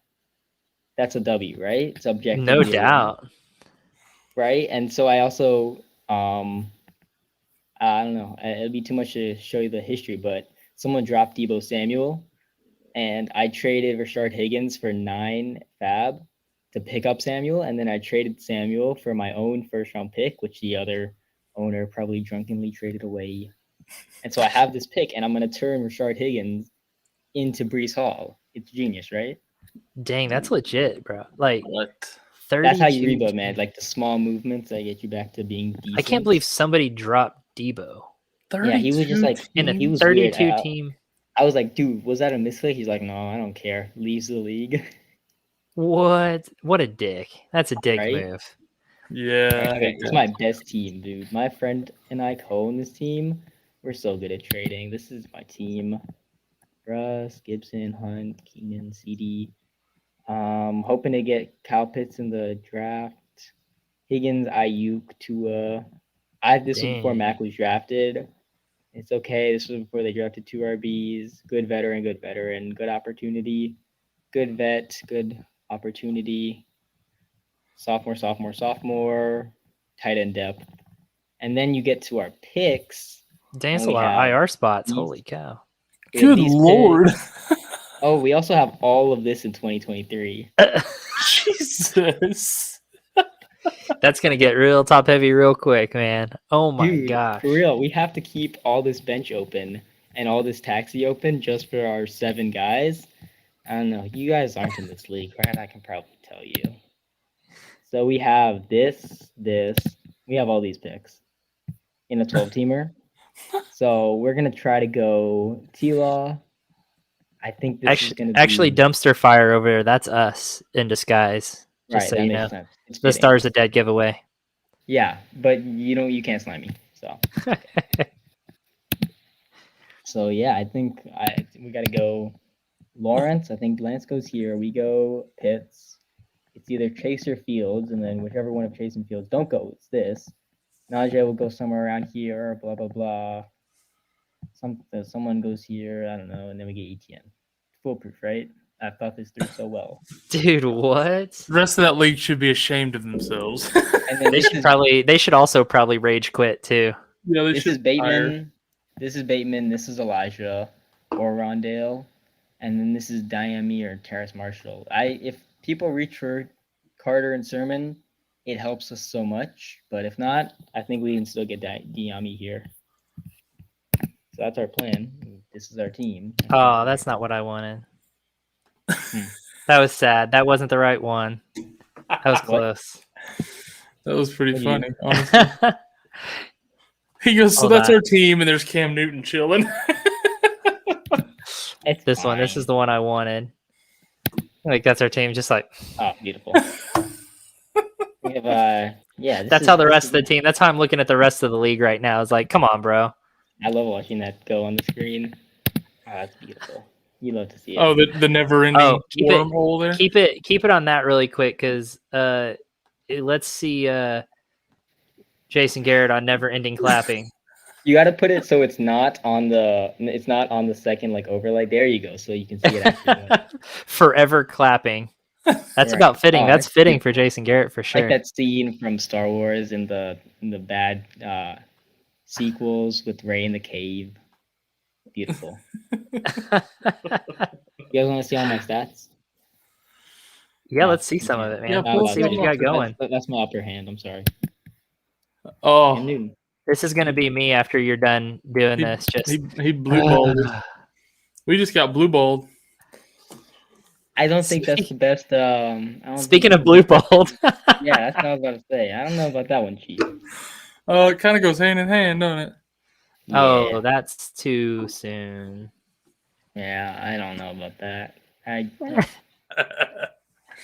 Yeah, that's Boom bust after that dark. makes me just want to like scream at the. Would you prefer one of the hands were two in the bush? Is that a better saying here? I'm not sure. So let's see some of these stats. Yeah. So about those You guys want to do a stats. deep dive on the week-to-week statistics of Cam Newton? Yeah. Cam Newton? Yeah, that's He fantasy threw relevant. 15 Let's get it. passes once. He passes once. I still don't Look at know this. who decided that picture was the one to use for his profile, though. I'm not sure. Oh, I'm sure he begged him to use that. Probably. Blasphemous, honestly. Like, comb your hair, dude. Dude, that's He looks like his an hair. anime That is character, right? that is his hair combed. That is Cam Newton's hair combed. That makes sense because when you see him put the helmet on, all that hair just like, I don't know. You ever have that thing where you have helmet hair and it's like pushing against your scalp and it's so uncomfortable? Yeah. That's got to happen to him, right? But God. it doesn't. Oh, Look I would real, sure it would hurt. It doesn't look real sticking up there. It looks like you're in like create a player and you put some wacky haircut on him. It looks Yeah, like you punched maybe- your TV and the glitch that happened from the broken pixels Yeah. made his hair dip. Maybe before he Yeah. puts his helmet on, he actually just like detaches that thing and then puts his helmet on. Has someone hold it on the sideline for him. Just That's unclips it or something and just wig snatched. hold my weave. I don't know. Corey, it's like the gun glitch on COD where it's like you try to aim and there's just like all this wacky crap going on. Yeah, like you can't throw the balloon down. You're just carrying around the cash balloon. Oh yeah, here's a good contending squad that I have. This is some good players. Oh, that's a nice squad. Right? I traded the 103 and 2 and then my 2022 first and my 2023 first to get this. To get Worth it? To get Julio and Keenan. And another, I think it was Gus Edwards or something. I traded Gus for Connor, and then I inherited pretty much everyone else. Yeah, mixing down there, Chenault. God, Oh yeah, I dang, traded. I get this. I traded a fourth for Mooney, and then I traded 2 seconds in Mooney for Mixon. So I think I won that trade, and then I traded by a lot. right. I traded Mike Davis and like a second and third for a 2023 first, just so like I have something to rebuild with, like when these other guys they expire. I don't want to like jeopardize my future or anything, but I got some Dude, good. those trades are legit, bro. Jeez, Yeah. keep it up. That's good work. I Won't like be my any trades like that in this league, I'm guessing. Probably not, dude. It's so hard to hope gauge not. picks. Like the bigger the league gets, the harder it is to trade, just because it's harder to gauge picks. Like you go like, oh, if I'm trading you this player, then this is going to be such a late first, and that's basically a mid-second, and then your second's basically going to be a third, and so it's not as good as it seems. Right. But yeah, I shouldn't give all my secrets, honestly. Well, in the Nah, other we look at it draft, that way too. The other I'll draft give you that all we right. I'll did- give you one thing then. If it's a 16-teamer, I'll pretend like I'm evaluating it like it's a late first, but then I always assume it's a mid first because injuries always happen, right? So you're Yeah. never always contending. Yep. It's a good Yeah. call. Well, I mean, we had in the other drafts we did with Dom here, we're trying to trade picks with people, and they were already assuming that ours was just going to be the last one in the first round. We're like, So we instantly had no trade value in our draft picks for next year. Yeah, it's tough. I wish we had pick trading, but honestly, it's great that we don't, just because this is so much more relaxed. Imagine how much slower it would have gone if we did. Yeah. Oh my gosh. I don't know. I mean, look at when we didn't have that. We don't have pick trading and like even just conversations of who you taken. Trying to plan stuff out, even drug things out. For a little bit of just trying to gauge like you can't trade up for anyone. Right. Yeah. So just trying to gauge on like gauging who you guys would go with. Yeah. And then even those conversations drug stuff out. So if there were actual trades going on, especially with a league full of people who all think they know better than each other. Right. That's the big part of it. Yeah.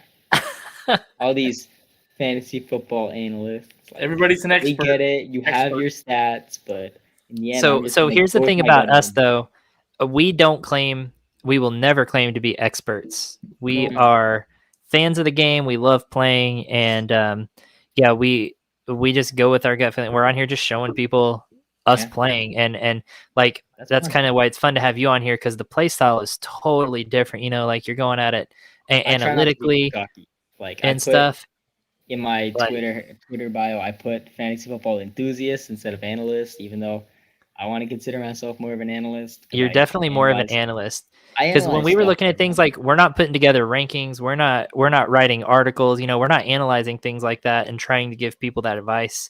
That's what's kind of different from us from everyone else. You guys should drop some rankings. I think it'd bring more engagement to your page, because I think right now your page is mostly like funnel people to YouTube. But you have more of a following on Instagram than YouTube. So absolutely. That's why we kind of settled on going with Instagram, because that's picked up more. It's so much easier to grow too. It's easier to make connections.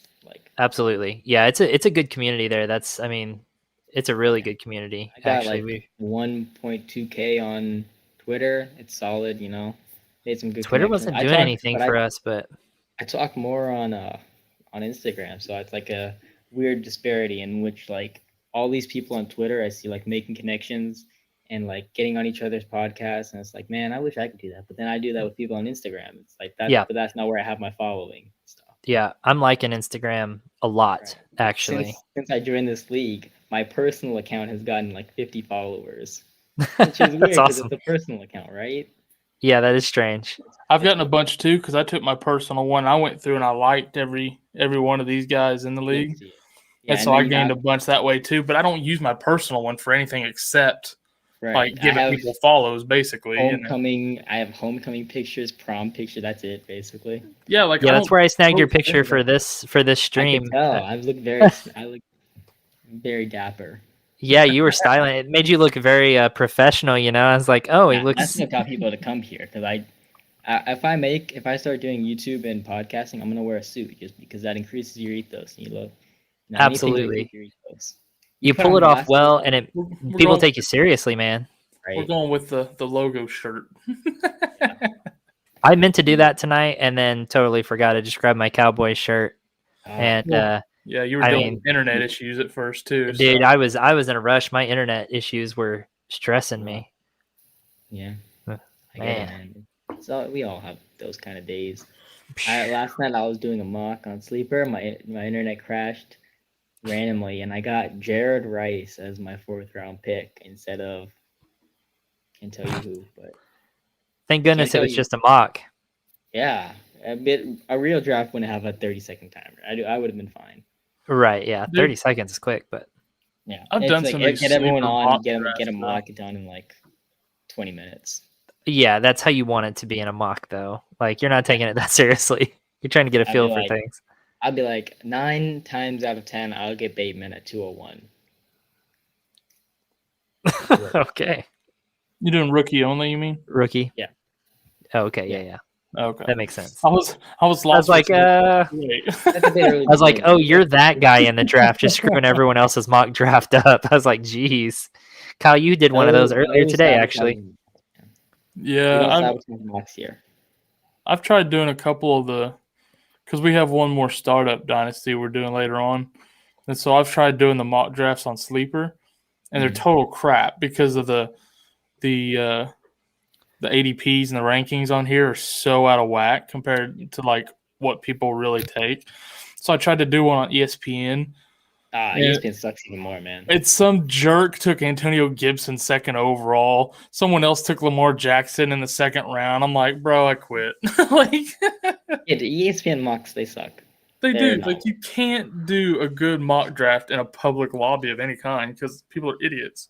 Right. That's Yeah. why I just go against the computer, and 9 times out of 10 the computer's wrong, and someone will reach on Cam Akers at 5th overall. You never know. At that point, you just got to play the board. That's why redraft's kind of but like it's so easy to predict redraft sometimes. Yeah. But when I do it on Deontay Sleeper, Johnson, my redraft team is so ADP got to be ridiculous. around like 6th round or something, around like March. But around August, it's gonna be up to 4th round like Ridley was last year. It's gonna be. It's gonna be good. Man. Cool. Oh, look at that! You got a special guest. Oh, yeah. There's somebody in the background there. I like it. Welcome to the show. That's funny. So, okay, so do you make appearances like this on other people's shows, like No, ever? not Is this really. kind of one of? How Just many have wanna you ever hop done, or on. is this like the first one? Kinda, yeah. Just want to hop That's on real cool. quick. That's cool. I like it. Yeah, happy to have you. I'd like to have you on Special, man. more. That's a Yeah, it's privilege. been fun. Yeah, Don't know if appreciate. much of the audience is still there, but you know. Oh, they've come back. We've kind of filtered more in. We had some, they left, and now we have either the same or different ones. I'm not really sure. So, shoot us a chat if you want to. But they missed so much of the meat of your conversation there. So, Yep. dude, I appreciate you bringing on a different perspective there, Yes. and kind of seeing how you were thinking about your picks was interesting for sure. And then kind of analyzing some of our picks along the way was fun too. So, who do you think, just looking at this, who do you think's the strongest team so far? Other than yourself. You can't say yourself.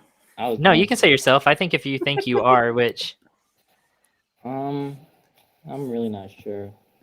It's always hard to make predictions like these just because so much can change. well, Just all looking fantasy at football is just kind of guessing, right? So Right, yeah. Make educated guesses, but so much of the time we're wrong. I like Dom, just going team by team. I like TKC's alright. Could be better. I don't like the RB depth. That's fine. We all have bad RB depth sometimes. yeah, Fantasy Feud's start was crazy, but he still got 2 really good RB2s, which was cool. I don't like Mims or Pittman, so it's a bit rough. Or Kelly, or McKissick, or Gurley. but I mean, those 3 wide receivers and then 2 pretty good RB2s, but then to pick up Trey Lance and then have Stafford to start out, that's the combo we put together in our other dynasty. Man, yeah, I think that's a pretty solid team. I'm actually liking it. Hicks, man, his wide receiver kind of sketchy. I don't like. Who is that? Piggyback. Oh yeah, kind of sketchy. And I don't like. Yeah, I mean, you reached on Najee Harris. Like you got Aaron Jones, but Najee was a bit of a reach. Yeah. Because he'll have opportunities starting off, but then like Trent Richardson had opportunity. You just got to look at the talent. Najee is below ETN for me. But yeah, he doesn't create much by himself. He does go into a place with a bad offensive line. Could be a bit rough to start off. I don't think people are going to get the production they want. Yeah, I think you're right. Probably high expectations, man. When you have expectations that are that high, it's hard to meet them. I mean, look at Clyde Edwards-Helaire was the same thing. Yeah. I mean, his expectation, everyone thought he was going to be RB1 for the year. You know, I mean, it was just it was too high. It was unrealistic. If Najee gets up there, it's an easy fade, and people are going to fade him just because they faded. They didn't fade Clyde Edwards-Helaire last year, so. Yep. Okay, so a lot of solid teams here. There's pretty solid, yeah. It's going to come down to injuries and trades.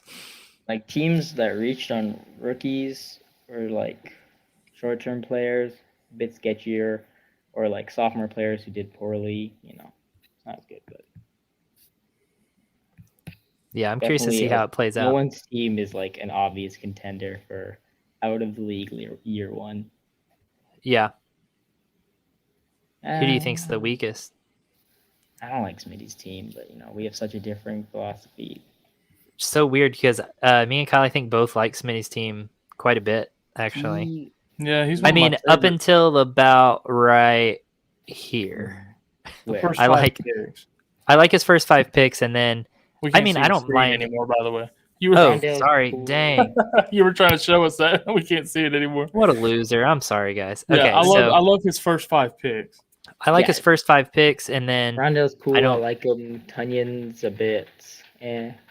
Zach Wilson's all right. It's a good QB2, and then a bunch of running back depth throws, but he Like a has a lot of very running back. he has a I very don't- different philosophy from me in that he likes to get handcuffs just because he's getting the other San Francisco running backs. Handcuffs don't win you leagues. Like they just don't. That's not true. I think you told us about a Mr. Jeff Wilson earlier. That That's not a handcuff. That if you're handcuffing Mostert, handcuffing guys like you want to like Wilson's the type of guy you want to go after. A pass catcher in a weird ambiguous backfield, and so Yeah. you get the pass catcher, you'll get That's a good way to describe that backfield. Weird and ambiguous. Yeah, and so I think Ambiguous. Jeff Wilson Jr. or Elijah Mitchell. I'm not sure who has the better profile. Sermon's not a pass catcher. Whoever is the pass catcher will be the most valuable, and he's covered most of that backfield, and I think he can walk out of it with some good fantasy points. Yeah, It's just once like it gets a figured matter of out. cost, right? I don't think it'll ever rectify itself the way Smitty wants it to be with like a clear starter week in week out. But if he knows who to start, which is kind of hard sometimes, he can definitely hang in there while he waits for other picks to develop or drafts a running back next year. Who knows? Well, I have good news for you. We have, these little versus graphics that people have been voting on. Yep. Next up on Fantasy Football Guy is UV Smitty. So we'll see what everyone thinks about. I put together those graphics, and I put you guys versus each other on purpose. Is it just the starting lineup? Because then you're not gonna have Bateman in it or Connor. Oh yeah, it's just starting lineups. That's what's tricky about it, right? Because that's what we were talking with Piggy Bank. We were talking with Piggy Bank earlier because same thing. He put on the one earlier, like, man, I wish I could have my bench on there because I like my depth. And I was like, dude, I hear you. It's a tricky situation because, like, for us, we don't know if St. Brown's going to be our wide receiver 2 yet. And then we have these other wide receiver 2 job in Kansas City, Mecole or Cornell Powell. I don't know. Yeah, I don't know. Hopefully Powell, but Marcus Robinson. It won't be Robinson. Yeah, it's Robinson. He's been the wide receiver 2 there for the last, like, Sammy's gone. Robinson will be the wide receiver 2 in the team. Doesn't mean he'll be relevant, but yeah, I mean, because he won't be the second passing option. He'll be right, exactly. So third at best, maybe fourth. Edwards-Helaire will get more than him. Yeah, Kelsey they just and kind of Hill, rotate. and he'll be fourth. Yeah, behind Edwards-Helaire, and then, like I said, Kelsey and Hill. I mean, it just kind of rotates beyond that. It's just whoever happens to have the good game that week, because it'll inconsistently be 2 touchdowns for whoever that receiving option is, but there's no consistency there. Right, you won't know who to start. And Powell's not that fast, so he's not going to step into any boom or bust role. I think is he a jump ball receiver? Don't know. Don't watch film. I think he just runs pretty decent routes, gets open. I don't know, man. His profile is pretty bad, just from an production standpoint. You know what? Your production profile is pretty bad. Okay, I've looked at your stats. I haven't done anything in college football, so your statistics were crap. All right, pretty much non-existent. I was giving you such a hard time about that pick. I'd rather have Amon-Ra is like a better pick, right? Like Amon-Ra is I think about it. It's not the. It's like I'd rather have like Bateman, who went like around the same place, but like Powell, I'd rather have Amon-Ra over Powell at those ADPs. But it's cool. Yeah, I'm just like one of these guys will give you the points you need for we were stay kind of fit. between Powell and like a Anderson right there, actually. Mhm. And it was just so tough because these guys, this league in particular, has reached for that youth so early. Yeah. And we just needed some youth on our team too. And so it was like, well, What? I don't know. What caused Robbie Powell to Anderson was rise above? probably a smarter. It was definitely like Anderson would have been the safer move, Mhm. no doubt about it. I would have gone Anderson if there wasn't a thing where you get kicked out after if you finish bottom three. I think it's like go on the safer side, get a veteran that'll produce. Well, I mean, but- looking at this, I feel like we're easily not in the bottom three. right, yeah. There's definitely So I think the bottom three is just whoever has the most injuries. It's hard to predict at this point.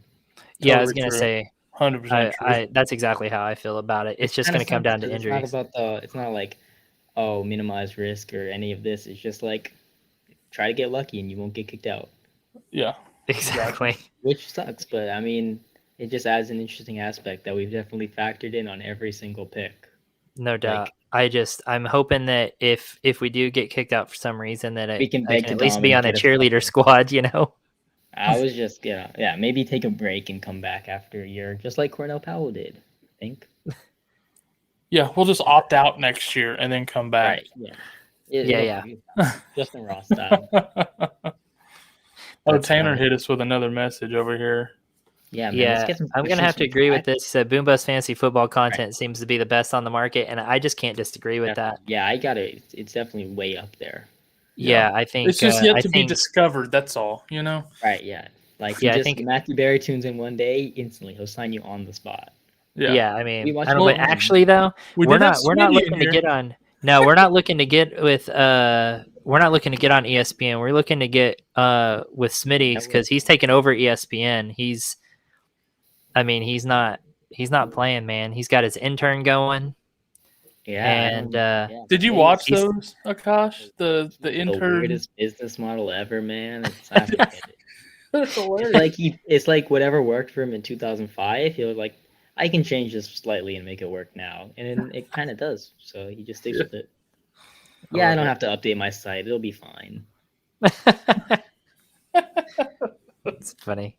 Yeah, dude. It's I'm trying to get on Smitty's new network, not ESPN. You know, Yeah, he's taking over. So yeah, Oh, we need to get on that we're always looking Felix for network. content people. Yeah, we Yeah, got the articles kind of covered, but we're definitely looking for YouTube and TikTok guys. Do you guys want to become TikTok stars? Kyle has Literally no, I never don't. done TikTok. I've never been on TikTok, so Yeah, the but you answer don't there is have to probably get- no. There's no prerequisite. You just have to have a pretty face like Kyle does. You know, have the And dance moves like Kyle does. Yeah. Right. So pretty face and Not dance even moves, like, and just smile there, smile and wave, point to the words as they appear on the screen. there you go. Wipe across the mirror so that your outfit changes. You know, just Yeah. stuff like Wipe that, to right? change your theme or something. I don't know. We'll figure it out. Get our Yeah. whole creative team on it. I like it. How big is y'all's team over there at Just Ask Felix right now?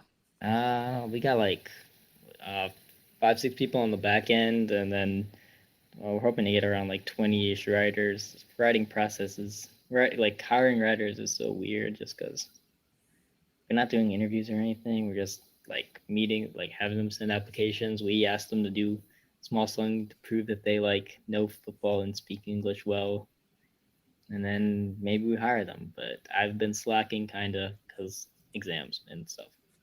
And dynasty drafts, you know. Right, yeah, these useless draft, 16-team drafts, like. Whatever. Love it. All right, Kyle, you got anything else you want to cover while we got him? No, man, I think we touched on everything we wanted to touch on tonight. Definitely love it. down to have you back on anytime. And Yeah, definitely. if y'all are ever looking for content, we'd be happy to hop on over with you guys sometimes too. If we get a show, maybe you'll be our first guest or something. We'd be honored. That'd be amazing. Yeah. Awesome. Cool, Akash. Anything else you want to tell us about Just Ask Felix before we hop off here? No, I think I covered it in the beginning. Cool. I think I saw something about coming summer 2021. Yeah, we're working on the app right now. So when the app comes, got to download it. It's gonna help you. The thing is, if it's like $12.59, at 11:59 where you guys are, but if you're in the last second before your matchup, none of your friends are responding because like you can't trust yourself right before the game starts. You have to get confirmation that your pick's good, right? That's our whole business model, like confirmation that you're doing well. Like even I go like ask random people, like, is this good? Does my team look good? That's me and Kyle texting each other, at 11:59, like, hey, do you think I made the right pick here in my flex? Right, definitely. And then Just Ask Felix will give you the answer in seconds. There's no more waiting. There's no more like texting 5 people and hoping that one responds and they're not setting their own lineups. You get your Perfect. answer. Felix is my new best friend then. Sorry, Kyle. Yeah. You've been replaced. I will be downloading that as well. Yeah, and we don't go off gut feeling, we use the numbers that are so important sometimes. I love that. That's cool, man. Looking forward to that. Cool, though. We got to add a gut feeling into Felix. Maybe we contact Smitty about turning his gut feeling into binary code and so we can upload it. Don't make him too smart, man. That's how you get AI getting a little too advanced. That's how you end up with Skynet. We tried this last year, didn't really work because our fan base wasn't that big, but like play against Felix, and if you beat him, you get a 1-year free subscription. That's cool. That's really cool.